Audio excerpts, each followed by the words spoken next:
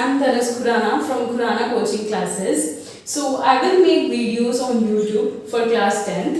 So let's start the chapter Periodic Classification of Elements.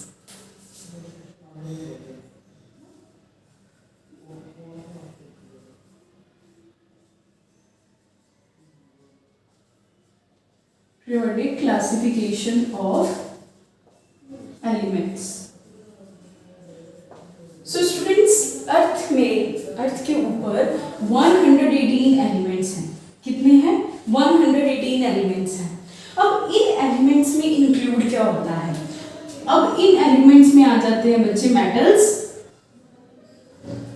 Non metals, and third one is metalloid. What is it? Metalloid. Alright students, अब ये जो elements हैं, ये elements metal भी हो सकते हैं, नॉन मेटल भी हो सकते हैं और मेटालॉइड भी हो सकते हैं. हमने आज तक ना प्रॉपर्टीज पढ़ी है मेटल की, कि मेटल जो है वो सोनोरस होते हैं, ये करते हैं, ये करते हैं. बट एग्जैक्ट डेफिनेशन क्या है मेटल्स की? मेटल्स जो होते हैं ना बच्चे, वो एलिमेंट्स होते हैं जो अपने इलेक्ट्रॉन को लूज कर देते हैं इजीली. नॉन मेटल कौन से होते हैं? जो इलेक्ट्रॉन गेन कर देते हैं. ठीक है. और मेटालॉइड कौन से होते हैं? जो इलेक्ट्रॉन लूज भी करते हैं और इलेक्ट्रॉन गेन भी करते हैं. ठीक है. ऑलराइट स्टूडेंट्स, अब मेटल लूज की मैं आपको इसमें थोड़ा डिटेल में चलते हैं. अब देखो, मैंने ना सोडियम एग्जांपल ले ली. ठीक है. Sodium Na. ठीक है. अब Na जो है एटॉमिक नंबर 11 है. अगर मैं इसकी कॉन्फ़िगरेशन लिखूं, इट विल बी 281. इसकी क्या हो जाएगी? 281 हो जाएगी. देखो स्टूडेंट्स, हर एलिमेंट चाहता है कि मैं ना स्टेबल बन जाऊं, और वो उस स्टेबिलिटी को गेन करने के लिए, ध्यान से सुनो इस लाइन को, कि हर एलिमेंट चाहता है कि मैं स्टेबल बन जाऊं, मैं नोबल गैस बन जाऊं. ठीक है. तो जिसकी वजह से वो कहता है या तो वो इलेक्ट्रॉन लूज करे अपनी स्टेबिलिटी के लिए, या वो इलेक्ट्रॉन गेन करे. उस स्टेबिलिटी को अपनाने के लिए अब सोडियम है, सोडियम के आउटर के अंदर ना उसने 8 बनाने हैं. ठीक है. अब वो 8 बनाएगा तो ऑफ कोर्स वो नोबल गैस कॉन्फ़िगरेशन में आ जाएगा. अब इसने क्या है, एक अगर ये अपना, अब देखो इसने एक इलेक्ट्रॉन लूज करना है. अब ये एक इलेक्ट्रॉन लूज करेगा तो इसके 8 पूरे हो जाएंगे. इसके लिए देखो 7 गेन करना इजी है, यहाँ 8 बनाने के लिए 1 लूज करना इजी है. ऑफ कोर्स 1 लूज करना इजी है. तो ये क्या करेगा, एक इलेक्ट्रॉन जो है अपना लूज कर देगा. अब जो सोडियम के ऊपर ना +1 चार्ज आ जाता है इसकी वजह से. ठीक है. अब ये जो +1 चार्ज बना रहा है ना, ये इसको ना मेटल बना रहा है. इस वजह से सोडियम जो है वो मेटल है, बिकॉज वो क्या कर रहा है, इलेक्ट्रॉन को अपने लूज कर रहा है. अगर मैं नॉन मेटल की बात करूं, अब हम ना एग्जांपल लेते हैं नॉन मेटल्स की. ठीक है. नॉन मेटल्स की मैंने एग्जांपल ले ली, इसमें क्लोरीन. ठीक है. क्लोरीन ले ली. क्लोरीन का एटॉमिक नंबर क्या है? 17 है. अगर मैं इसकी कॉन्फ़िगरेशन लिखूं, इट विल बी 287. अब इसमें देखो, अब इसके लिए, अब इसने अपने ना अपना भी चाहता है भाई मैं भी स्टेबल बनना चाहता हूं, तो भी क्या करेगा, ये 7 लूज करेगा, ये गेन करेगा. Of course it gain 1 electron. तो ये क्या करेगा, एक इलेक्ट्रॉन गेन कर लेगा, और इसके ऊपर जो है -1 चार्ज आ जाएगा. इसकी कॉन्फ़िगरेशन इस तरह से हो जाएगी. तो ये इसको नॉन मेटल बना रहा है. मेटलॉइड की बात करें, उसके अंदर एग्जांपल आ जाती है जो गेन भी करते हैं, लूज भी करते हैं. सिलिकॉन हो सकता है, बोरोन हो सकता है, इसके अंदर मेटलॉइड आ जाएगा. ऑलराइट स्टूडेंट्स, तो ये थी एक छोटी सी इंट्रोडक्शन. ठीक है. अब देखो, अब मैंने आपको बताया कि इतने सारे एलिमेंट्स हैं, 118 एलिमेंट्स है स्टूडेंट्स. तो अब इन 118 एलिमेंट्स को ना ऑफ कोर्स इनको अरेंज करना तो बहुत डिफिकल्ट है. हम इनको किस तरह से पढ़ें? अब इनकी स्टडी करने के लिए हम चाहते हैं कि हमने इनको अभी स्टडी करना है, तो हम इनकी स्टडी किस तरह से करें कि ये हमारे लिए इजी बन जाए एलिमेंट्स. हम हर प्रॉपर्टीज को किस तरह से पढ़ें, हर एक एलिमेंट की प्रॉपर्टी को किस तरह से पढ़ें. तो इन 118 एलिमेंट्स को ना अरेंज किया गया टेबुलर फॉर्म के अंदर. ठीक है. जो हमने इस चैप्टर के अंदर पढ़ना है. अब काफी सारे साइंटिस्ट आए, उन्होंने अपनी अपनी थ्योरीज दी कि हम किस तरह से एलिमेंट्स को अरेंज करें कि उनकी सिमिलर प्रॉपर्टीज निकल के आती हैं और उनको हमारे लिए स्टडी करना इजी हो जाएगा. अब चलो स्टूडेंट्स, अब सबसे पहले जो साइंटिस्ट आए वो कौन थे? डुबर्नियर. डुबर्नियर साइंटिस्ट आए. डुबर्नियर साइंटिस्ट ने ना क्या कहा इन्होंने ना अपने ट्राइड्स दिए थे और वो ऑलमोस्ट 3 ट्राइड्स दिए। अच्छा ट्राइड्स आ गए यहाँ पे। ट्राइड्स क्या होता है? ट्राइड्स देखो स्टूडेंट्स, ट्राइड्स होते हैं ग्रुप ऑफ 3 एलिमेंट्स। इसने क्या किया ना 3-3 का ग्रुप बनाया एलिमेंट्स का, और इस तरह से ग्रुप बनाया उनका कि उनकी ना सिमिलर प्रॉपर्टीज निकल के आई। जैसे मैं एग्जांपल लूं, लिथियम, सोडियम और पोटेशियम। इसने ना 3 का ट्रायड लिया, ठीक है, लिथियम, सोडियम और पोटेशियम का इसने ट्रायड लिया। अब इसने क्या किया कि लिथियम का इसने मास ले लिया 7, इसका हो गया 39 और ये था 23।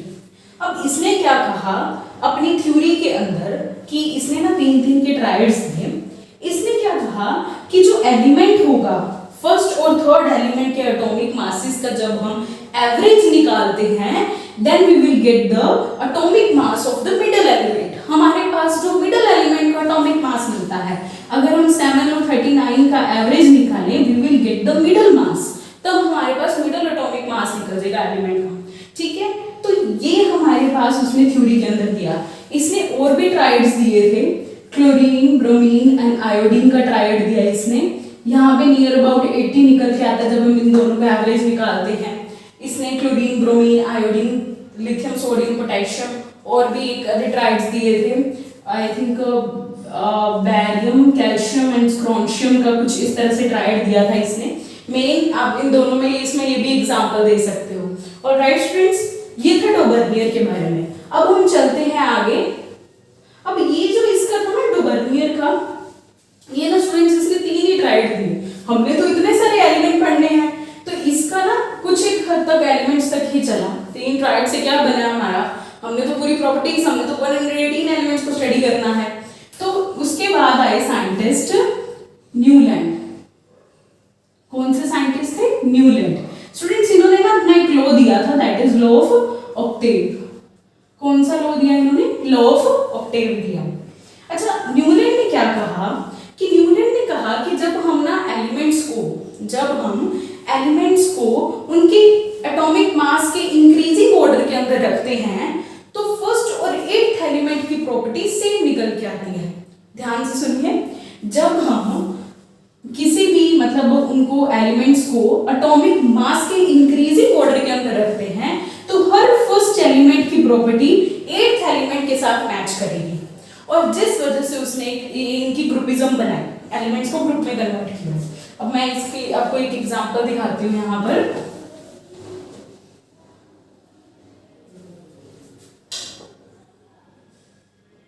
Beryllium, boron, carbon, nitrogen, oxygen, fluorine, sodium, magnesium,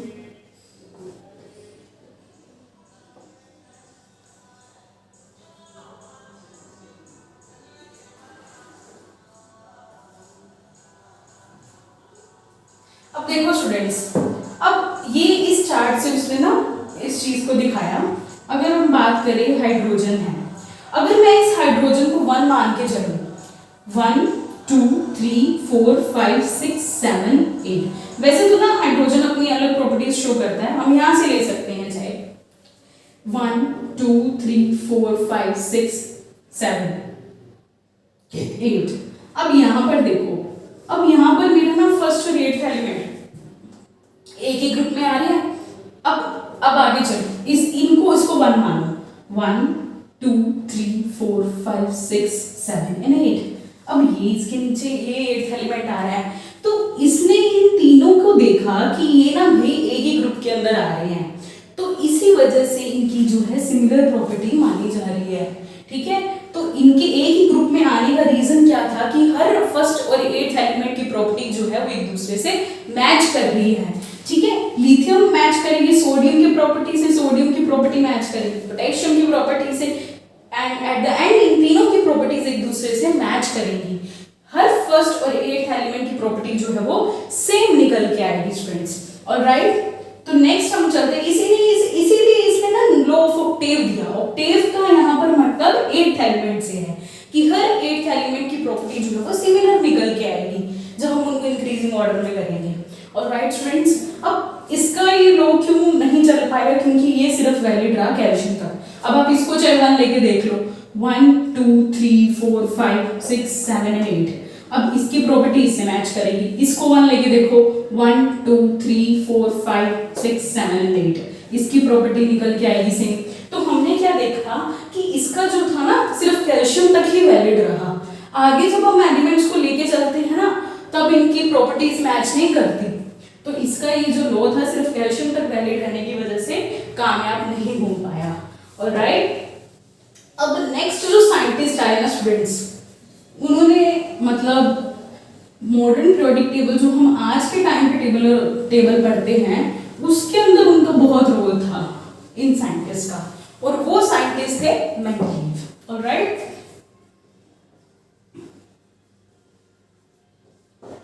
students Mendeleev जो थे ना, इन्होंने अपना जो टेबुलर फॉर्म यानी कि पीरियोडिक टेबल दिया, बहुत हद तक वो मैच करता है मॉडर्न पीरियोडिक टेबल से। इन्होंने स्टूडेंट्स क्या कहा था, मैं अभी उनकी डेफिनेशन लिखती हूँ क्योंकि एग्जाम्स में कई बार पूछ लेते हैं, तो you can write also. When the elements are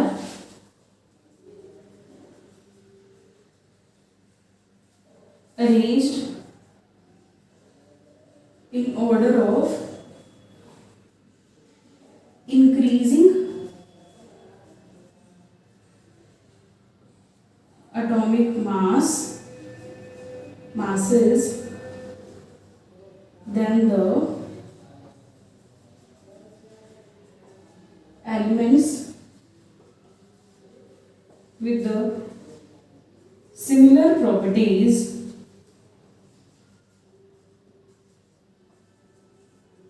repeat after regular intervals of time। Alright students, इसने ना इसने अपनी थ्योरी के अंदर क्या बताया था कि जब हम एलिमेंट्स को उनके एटॉमिक मास के इंक्रीजिंग ऑर्डर में लेके चलते हैं तब उनकी ना प्रॉपर्टीज रिपीट हो जाती हैं, सिमिलर प्रॉपर्टीज आती हैं एक पर्टिकुलर इंटरवल के बाद। अब वो पर्टिकुलर इंटरवल हम पढ़ते हैं, देखो उसने ना मेन जो चीज अपनी दी थी increasing order of atomic masses, ठीक है, उसने एलिमेंट्स को इंक्रीजिंग ऑर्डर में रखा और उनकी सिमिलर प्रॉपर्टीज निकल के आई। बट स्टूडेंट्स, इसका जो मेंडलीव का ये थ्योरी थी ना, ये वैलिड नहीं रही। एक्चुअल में क्या हुआ, इसने दी तो काफी कुछ, मतलब इसने और भी चीज बताई, जैसे कि जो इसने बताया कि 7 पीरियड्स होंगे, ठीक है, और 18 ग्रुप्स होंगे। इसकी एक ही एडवांटेज थी कि इसने ना कुछ एक एलिमेंट्स को पीरियड्स और ग्रुप्स के बारे में चलो आगे डिस्कस करेंगे, कोई बात नहीं। इसने ना एलिमेंट्स को मतलब पहले से ही, इसकी ये एडवांटेज थी, इसने पहले से गैप छोड़ दिया भी, हाँ भाई इस गैप के अंदर ना नए एलिमेंट्स डिस्कवर होंगे आने वाले टाइम के अंदर। उसने नोबल गैसेस के बारे में भी प्रिडिक्ट कर दिया था कि किस तरह से नोबल गैसेस आएंगे और वो अनरिएक्टिव होंगे और उन्हें इस ग्रुप में डाला जाएगा, उसके लिए उसने स्पेस छोड़ दी थी। इसने 3 एलिमेंट्स दिए थे, इक्का बोरोन को आज के टाइम पे जिन्हें हम सिलिकॉन से स्टडी करते हैं, ठीक है, उसने इक्का बोरोन बोला था सिलिकॉन को, और इक्का गैलियम एल्यूमिनियम को बोला गया। ऑलराइट स्टूडेंट्स, ठीक है, और इसके अंदर ना उसने इन एलिमेंट्स को है वो दिया था, नेम दिया था इनका। अब इसके साथ साथ उसने 18th ग्रुप के यानी कि नोबल गैसेस के बारे में भी बोल दिया था। नोबल गैसेस के बारे में बोला गया कि उनके लिए स्पेस छोड़ दी गई और वो अनरिएक्टिव गैसेस उसने पहले से बता दिया। डिस्कस करूंगी आगे, नोबल गैसेस के बारे में अलग से बताऊंगी तुम सबको। ओके, तो मेंडलीव ने अब इसकी डिसएडवांटेज जो थी ना मेन, इसने क्या किया ना, एक ही स्लॉट के अंदर ना कोबाल्ट और निकल की अगर मैं एग्जांपल लूं, इनको ना एक ही स्लॉट के अंदर रख दिया। हालांकि जब हम मॉडर्न पीरियोडिक टेबल की डिस्कवरी हुई थी, पढ़े हमने उस चीज को पढ़ा, तब उसके अंदर क्या था कि इनका जो है एटॉमिक मासेस के अंदर डिफरेंस था, ठीक है, कोबाल्ट का एटॉमिक मास अलग था, निकल का एटॉमिक मास अलग था, बट फिर भी इसने इनको सेम स्लॉट के अंदर रखा, विच इज नॉट वैलिड, ठीक है। अब इसके बाद आइसोटोप्स की उसकी जो पोजीशन थी, आइसोटोप्स और आइसोबार्स की, वो उसने परफेक्टली नहीं बताई। अब यहाँ पर ना नया वर्ड आया है, मैंने बोला आइसोटोप्स और आइसोबार्स, इसके लिए मैं आपको एक चीज बताती हूँ, आइसोटोप्स और आइसोबार्स क्या होते हैं। स्टूडेंट्स डेफिनेशन आ जाती होती है, इसको अच्छे से कर लीजिए।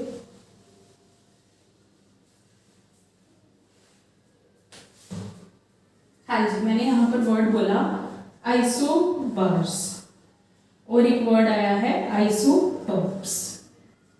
ऑलराइट, देखो स्टूडेंट्स, इससे पहले ना आप ये चीज समझो, मैंने एक चीज बनाई, ये ना एक एलिमेंट की रिप्रेजेंटेशन होती है। अभी हम एलिमेंट को किस तरह से रिप्रेजेंट करते हैं। ऑलराइट स्टूडेंट्स, अब ये x जो है ना, ये क्या है, कोई भी एलिमेंट है, ये क्या है, कोई भी एलिमेंट है मेरे पास। और a से हम क्या डिनोट करते हैं, एटॉमिक नंबर को, किसको, सॉरी एटॉमिक मास को, सॉरी एटॉमिक मास को किससे डिनोट करते हैं, ए को एटॉमिक मास से, और z को हम देते हैं एटॉमिक नंबर पे। ऑलराइट स्टूडेंट्स, ये हमारे पास क्या है, एटॉमिक मास, और z से हम उसको क्या देते हैं, एटॉमिक नंबर। ठीक है, अब ये एक रिप्रेजेंटेशन है। आप सबको पता ही होगा कि आइसो का मतलब तो हमें पता है सेम है। आइसो का मतलब क्या होता है, सेम। जिन एलिमेंट्स का सेम एटॉमिक मास होता है उन्हें हम कहते हैं आइसोबार्स। जिन एलिमेंट्स का सेम एटॉमिक मास होता है, same atomic mass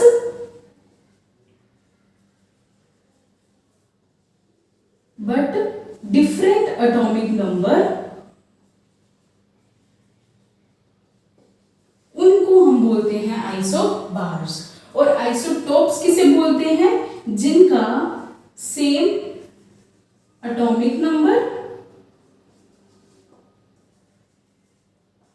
but different mass number हो।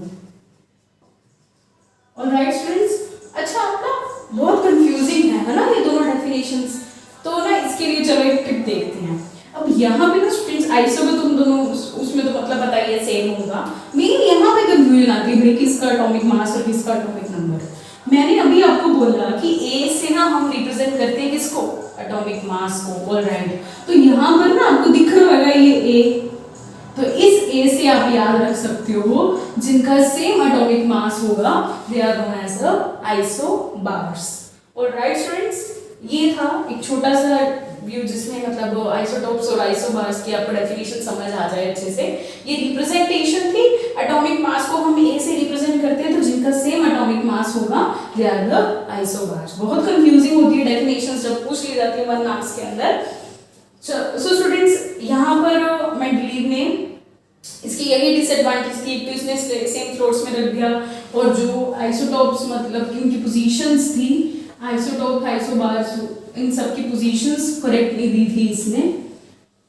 ऑलराइट, तो नेक्स्ट चलते हैं हम मॉडर्न पीरियोडिक टेबल पे, जो हमने अच्छे से स्टडी करना है। Alright, so modern periodic table. अच्छा, मॉडर्न पीरियोडिक टेबल जो था ना, इसे हम ना long form of periodic table भी बोलते हैं, और long form of periodic table, इन्हें हम क्या बोलते हैं, long form of periodic table students. ठीक है, so long form of periodic table क्यों बोला गया, क्योंकि ये बहुत बड़ा पीरियोडिक टेबल था, मतलब एटलीस्ट इसके अंदर 18 ग्रुप्स थे, 7 पीरियड्स थे। मॉडर्न पीरियोडिक टेबल का सबसे पहला जो 1 मार्क्स के अंदर क्वेश्चन आता है, that is who gave the modern periodic table, name the scientist who give modern periodic table. तो वो जो साइंटिस्ट थे, हेनरी मोसले। कौन थे, हेनरी मोसले। कई बार स्टूडेंट्स ना यहाँ पे एच कर देते हैं और यहाँ पे एम कर उल्टा कर देते हैं, एच और एम का। मोसले और क्या बन जाएगा, मेंडरी होसले, इस तरह से कर देते हैं, तो don't get confused. Henry Mosle is the name of the scientist who give the modern periodic table. So students, इसने मॉडर्न पीरियोडिक टेबल के अंदर क्या बताया, मैंने अभी पीछे ना आपको बताया था मेंडलीव के अंदर, इसमें 7 ग्रुप्स, सॉरी 7 पीरियड्स, 7 पीरियड्स और 18 ग्रुप्स थी। ऑलराइट, अब ये पीरियड्स और ग्रुप्स है क्या, पीरियड्स क्या थे, हॉरिजॉन्टल रोज, मैं आपको मॉडर्न पीरियोडिक टेबल आने वाली नेक्स्ट वीडियो के अंदर मैं आपको सिखाऊंगी किस तरह से मॉडर्न पीरियोडिक टेबल को रीड किया जाता है उनके एलिमेंट्स को। तो जब हम इस तरह से हॉरिजॉन्टल रोज की फॉर्म के अंदर जब लेते हैं, ये इस तरह से होते हैं बच्चा। ऑलराइट, ये जो होते हैं ना पीरियड्स होते हैं, first, second, third, fourth, fifth, sixth and so on. तो ये जो है 7 पीरियड्स तक बने होते हैं। दीज आर द हॉरिजॉन्टल, ये क्या है, हॉरिजॉन्टल रोज होती हैं बेसिकली, ठीक है। अब ग्रुप्स क्या होते हैं, ग्रुप्स क्या है, वर्टिकल कॉलम्स, ये इस तरह से बनते हैं, ठीक है, वर्टिकल कॉलम्स। और ये कितने हैं, 18 है। These vertical columns are called, these vertical columns are called groups। इसने अपनी थ्योरी के अंदर ग्रुप्स और पीरियड्स के बारे में इंफॉर्मेशन दी। अच्छा, अब इसकी अपन चलते हैं डेफिनेशन के ऊपर। अब इसने बताया क्या अपनी डेफिनेशन के अंदर, ठीक है। मॉडर्न पीरियोडिक टेबल जो था वो ऑलमोस्ट स्टूडेंट्स क्या बताता था हमें कि बस इसमें ना मेंडलीव ने बताया मासेस, एटॉमिक मासेस की फॉर्म के अंदर अरेंज करेंगे तो सिमिलर प्रॉपर्टीज निकल के आती हैं। जब हम, इसने क्या कहा कि जब हम एलिमेंट्स को एटॉमिक नंबर के इंक्रीजिंग ऑर्डर के अंदर रख के चलते हैं तो एक रेगुलर पर्टिकुलर टाइम पीरियड के बाद उनकी प्रॉपर्टीज सेम निकल के आती हैं। क्या है, when elements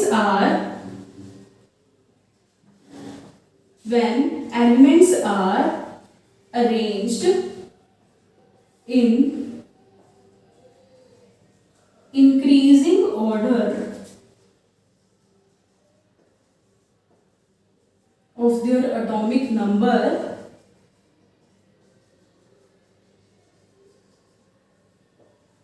then the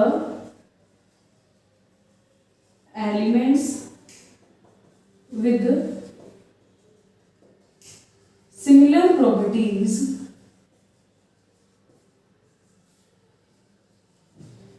repeat after regular intervals of time।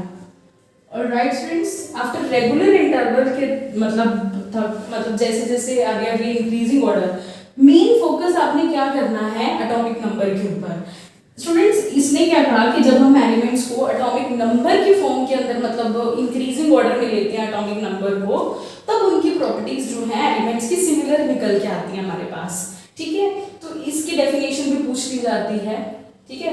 When the elements are arranged in order of increasing atomic number, then the elements with the similar properties repeat after regular interval of time। Time लिखने की जरूरत नहीं है, regular interval is sufficient, यहाँ तक भी लिख सकते हो आप। और राइट स्टूडेंट्स, ये 1 मार्क के अंदर भी आ जाती है, ठीक है। The physical and chemical properties are the periodic function of their atomic number।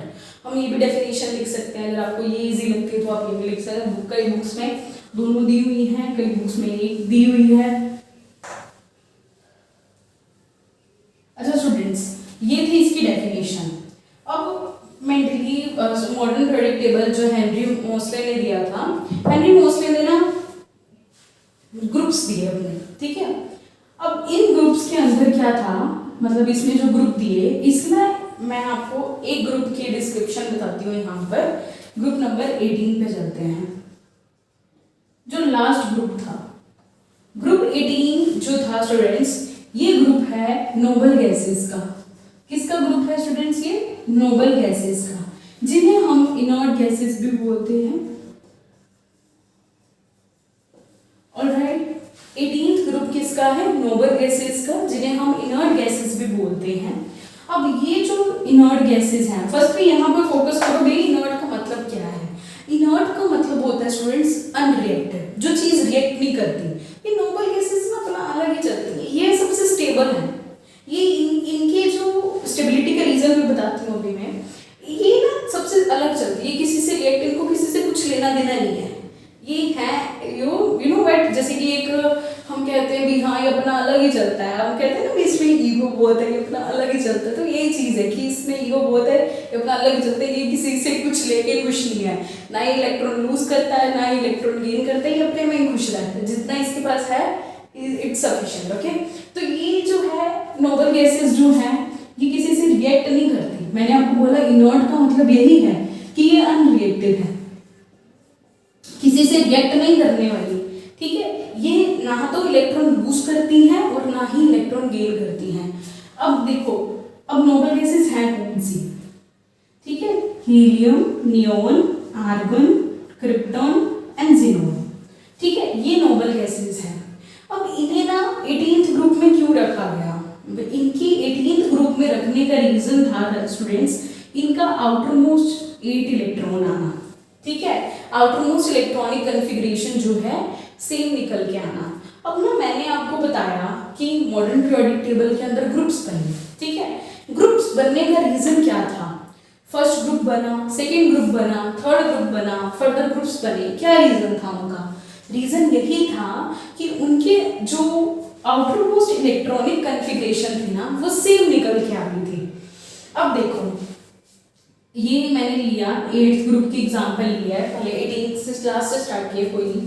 तो यहाँ से देखो 18th ग्रुप के अंदर ना ये वाला जो 8 है, इससे देखो इसके अंदर 8 इलेक्ट्रॉन्स आ रहे हैं। अब मैंने ना यहाँ पर एग्जांपल ले लेते हैं, अब हम इसकी ले लेते हैं नियोन की, ठीक है। नियोन का एटॉमिक नंबर 10 है, तो इसकी कन्फिग्रेशन क्या है? 2-8 है, ठीक है। ये तो हीलियम तो चलो उसके पास होते ही 2 है, तो ये अपना डबलेट शो करता है।